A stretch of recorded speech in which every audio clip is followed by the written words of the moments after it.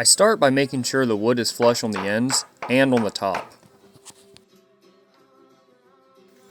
We're making this out of poplar, which is one of my favorite woods to work with. I just love the beautiful grain and how green it can be. It's nice.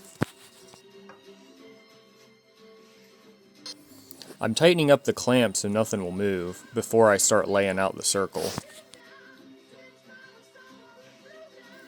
The large wooden mallet I'm using helps distribute the pressure as I tap it together.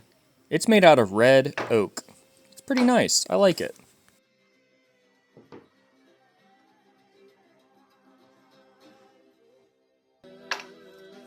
Here I'm measuring out the center of the board. That way I know I have enough room to draw my circle. In hindsight, I could have moved it off to one side, so I had more usable scrap in the end. But, oh well, I do have perfect 20/20 hindsight. I could have used a straight hedge but this little piece of wood was pretty straight, so it did the job.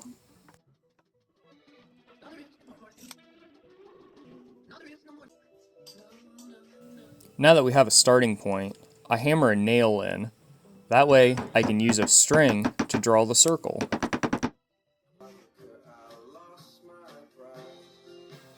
This shield's much too large to use my normal compass, so I used a string and a pencil. You just really want to make sure you keep that pencil straight. That way, your circle doesn't lean one way or the other. It worked out pretty good.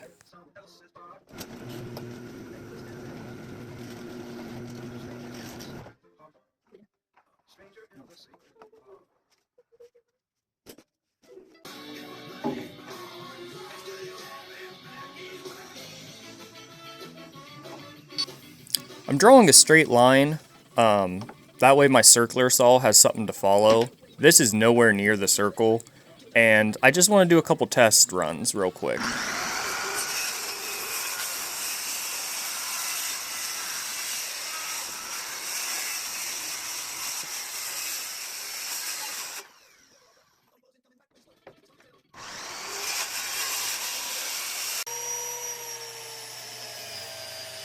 I'm using these pieces of scrap I cut off to make sure my biscuit joiner is set to the correct depth, and it seems like it is. First try, not bad.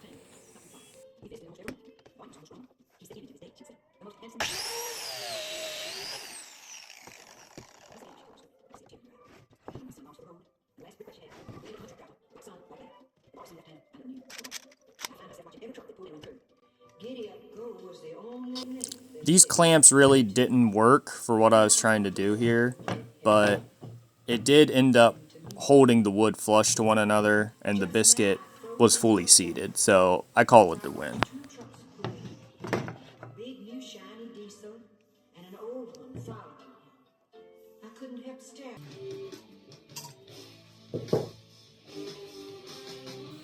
Now I'm just laying out and evenly spacing where the biscuits are going to go.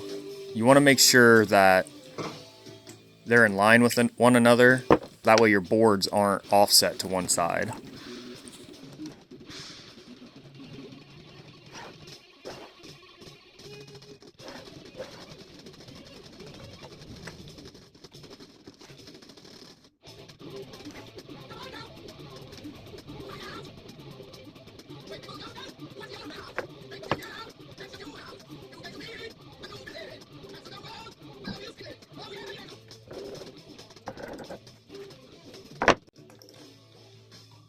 Here I'm just extending those lines I just made, which ended up being not necessary.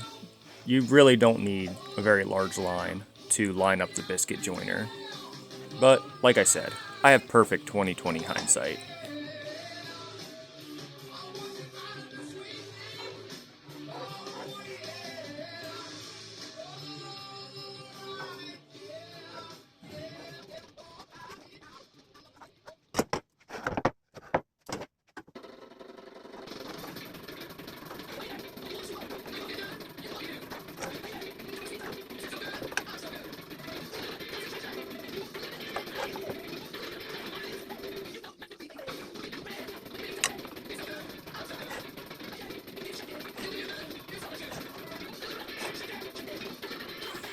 When you're using a biscuit joiner, you want to make sure that little line on the guard lines up with the line on your wood.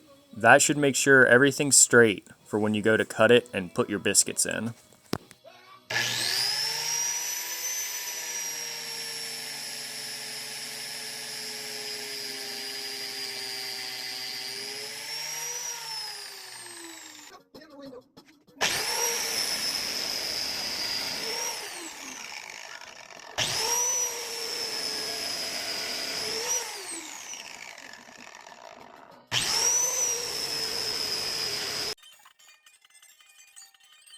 Now it's time to add the glue.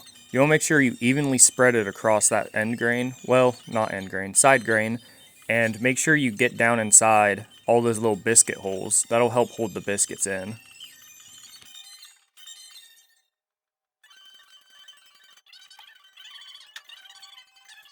You also want to make sure you put a good amount of glue on the biscuits themselves.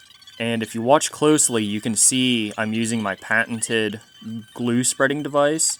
It's kind of high tech, but it doesn't really cost that much. Really, anyone could get one.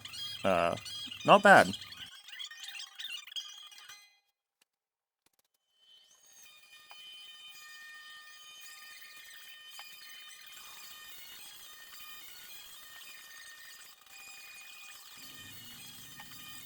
Here I just lightly tap the biscuits with my hammer just to make sure they're seated down all the way. And then I connect the two pieces.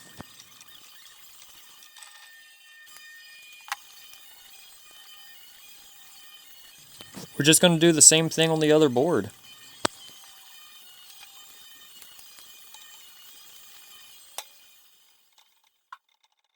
With my perfect 20/20 hindsight, I was able to deduce that I should have glued up both sides of this board, so I didn't have to do it in this awkward position.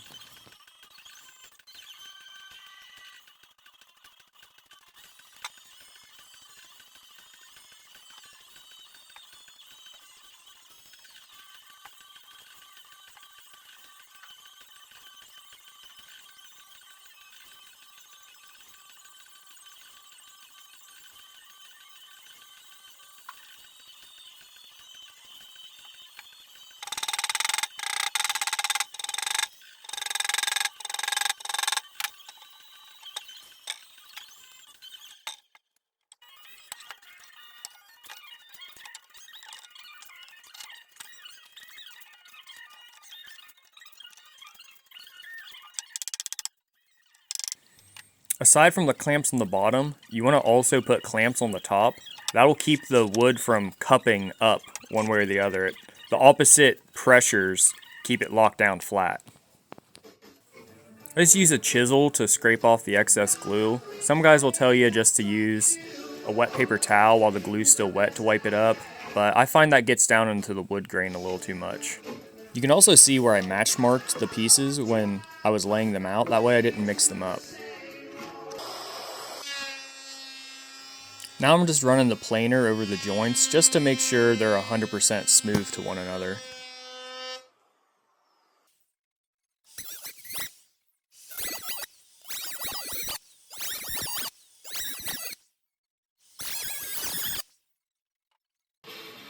Here I'm using my compass with a pencil taped to it to lay out the center circle that will be used for the boss.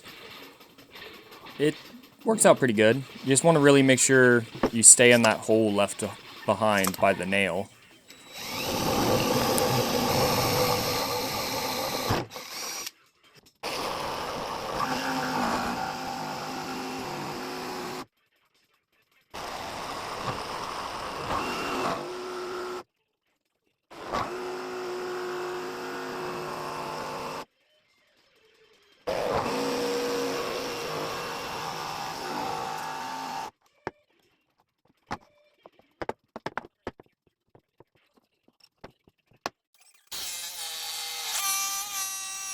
You want to be careful to follow your line here. It's a pretty big radius, but don't beat yourself up if you get off the line a little bit, because we're going to wrap the edges in leather, and that's going to hide any imperfections of it being out of round. So it's not a huge deal.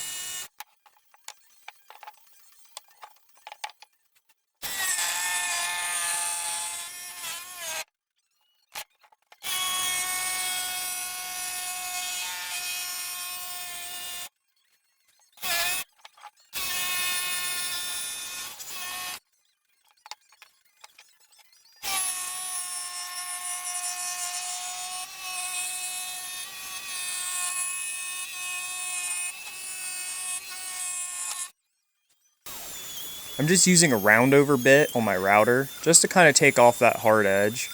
Probably not necessary, but I'm a little extra like that, and you know, I want things to be smooth in case somebody's hand ends up touching it, you know?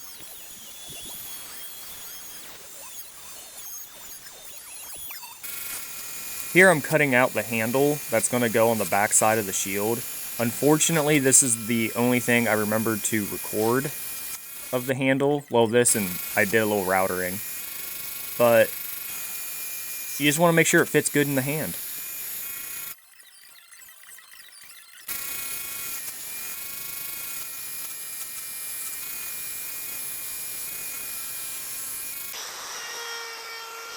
Here I'm using that same roundover bit on the handle.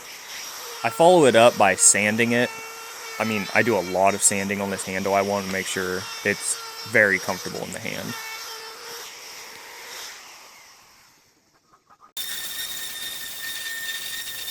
Here I just sand the hell out of the shield. I mean, not a lot to say here. Just, you know, sand it. Make it smooth.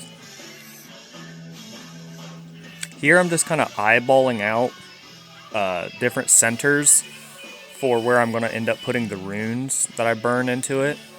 At first I kind of beat myself up for not laying it out with a tape measure, but I figured, you know, the Vikings probably just eyeballed this stuff too, so it's not that critical.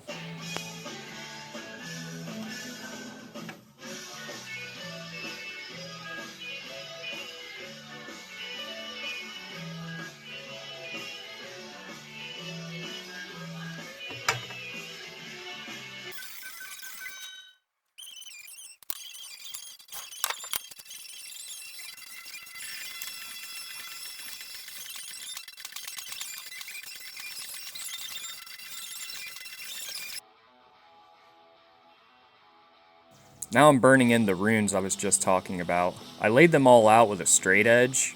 I did it all by hand as opposed to tracing, like you'll see I do on some of the other designs on here. They turned out pretty good, I think. Not bad.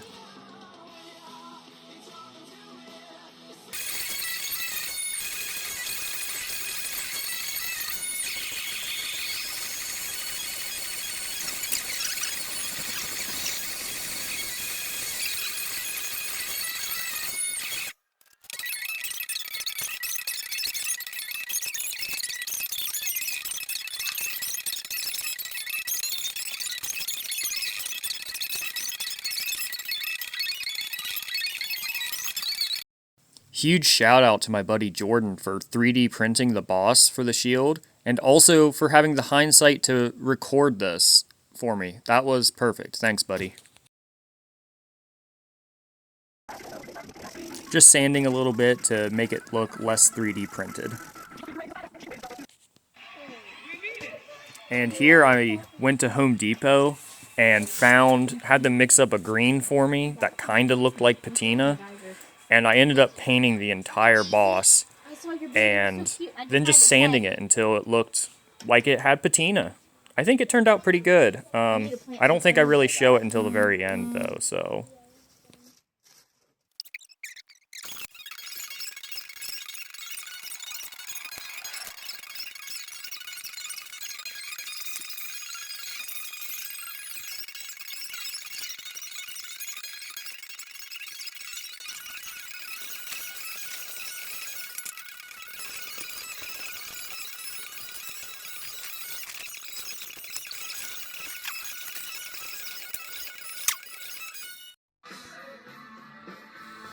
I went to the local library to print these out. Check it out, guys. Local libraries, still in business, still letting you print for just a dime. I'm laying the picture out on some carbon paper that I tape down, and I trace it. Luckily, a lot of Viking stuff's really straight, so I end up using a straight edge to help follow the lines and keep them crisp. But I trace this out, and then I burn it and color it in with the burner. And I'll tell you what, my eyes hurt so bad after doing this from just staring at this small, little intricate design. It probably took me, I don't know, maybe 2 hours to burn this whole thing in and color it, and my eyes were pretty sore.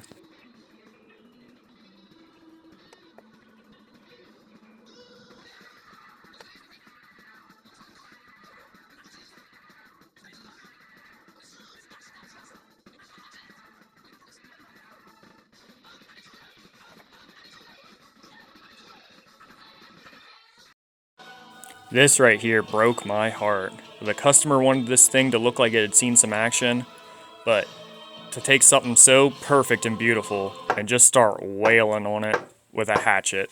Well, not hatchet, machete. Yeah, didn't feel great about doing it. Almost wanted to cry, but it ended up looking great. It was a good call.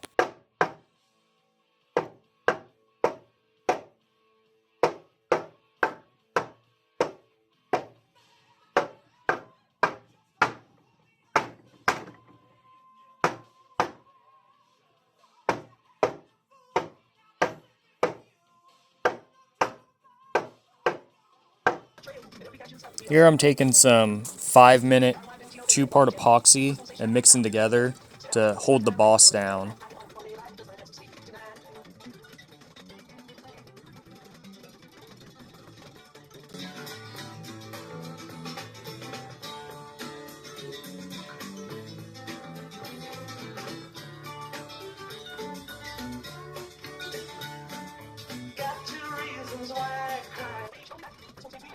Just kind of evenly spreading it across the brim there. It ended up holding pretty good.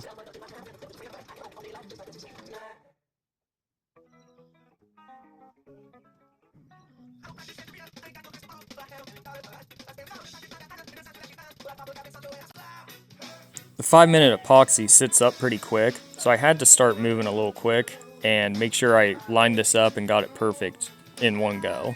And I did.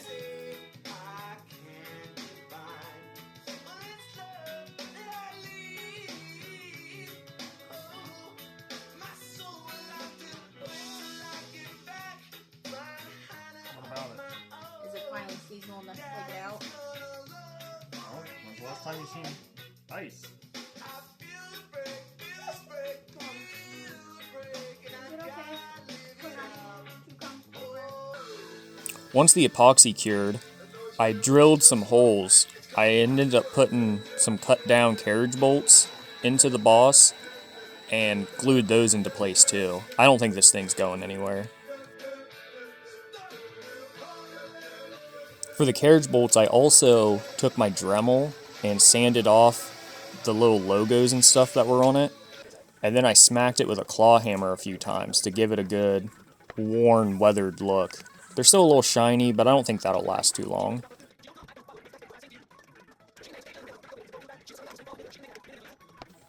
I filled the holes I drilled with some CA glue.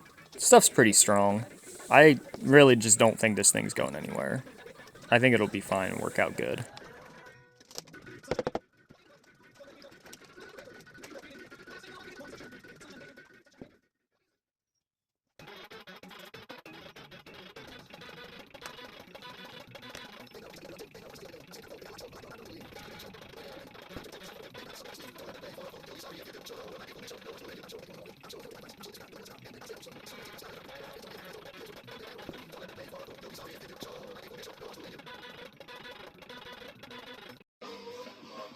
I am not a fan of staining wood, just in general as a principle. If I wanted a darker wood, I'd just buy a darker wood.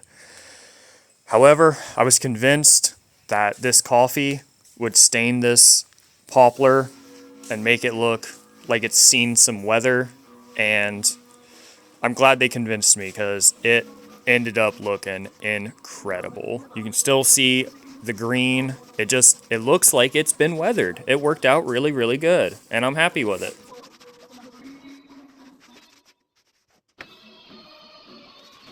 Since I did use coffee for the stain, it did pop the grain a little bit, so I had to go back through and resand it lately. Nothing big though.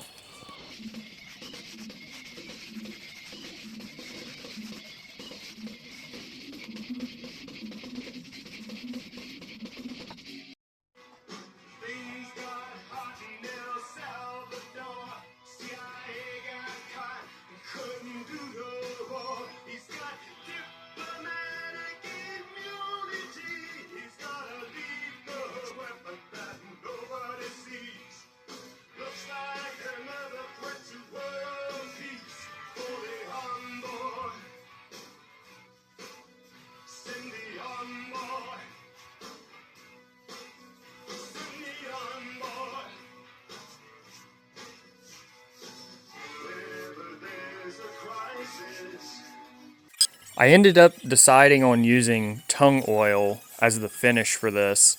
It's a much more natural wood feeling finish, and it really soaks into that wood. I ended up putting like 3 layers on it.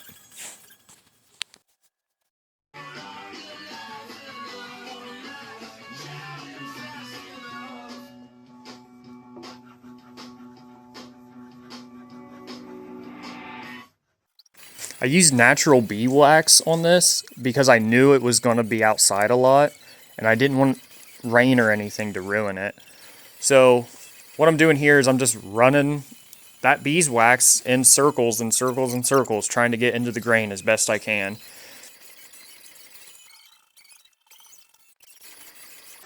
I decided to take a heat gun and kind of melt that wax a little better and just start rubbing it in with my hand. I'm using a light here just to help see where the wax is. You can see it really easily in person once it starts to melt. I just rubbed it in real good, took it off with a shop towel, and I put another layer on. I ended up putting 2 layers on this thing to really help keep the moisture off of it. Another thing to be really mindful of when using that heat gun is that boss is made of plastic, so you want to really try to keep the heat away from it so it doesn't warp or anything. I got lucky and nothing happened, but it could happen and it could be bad.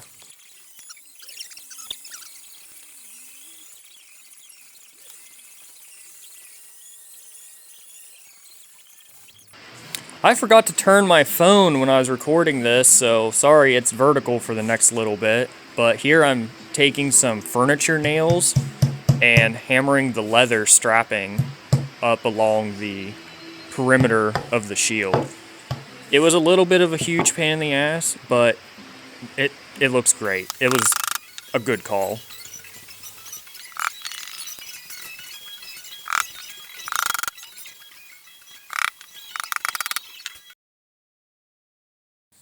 Here I bought some leather, like rope, twine, whatever you want to call it, and I'm braiding it, and I'm braiding it, and braiding it, and braiding it. And I take the 3 braids I made and I braid them together to make the back strap so the shield can be carried on your back. It was very tedious, but I think it ended up turning out really good. It was worth the effort.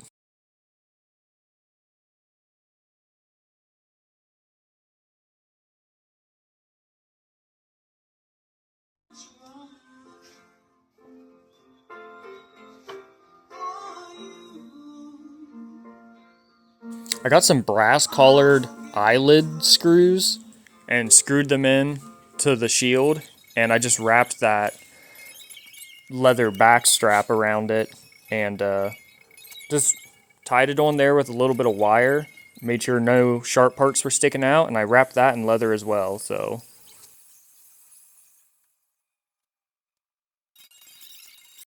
dude, where'd you get that sweet thing right there? JTM Woodworking.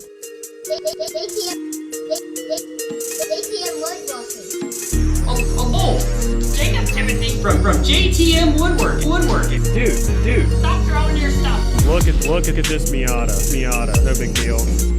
Got all this shit going on, no big deal. A bolt from JTM Woodworking. Stop throwing your stuff. This is horrible. Perfect weather, no big deal. To do some woodworking. Woodworking. We start this project to feel natural, but the customer has other ideas. Transferring From JTM Woodworking. Do not try what you're about to see at home. I'm what's known as JTM Woodworking. all in all, I think the shield turned out pretty good. I mostly do short content, but I'd like to start doing more longer stuff like this. So if you guys like this, just let me know. And if you're not subscribed, give me a subscribe. That'd be cool. Just, yeah. Thanks, guys.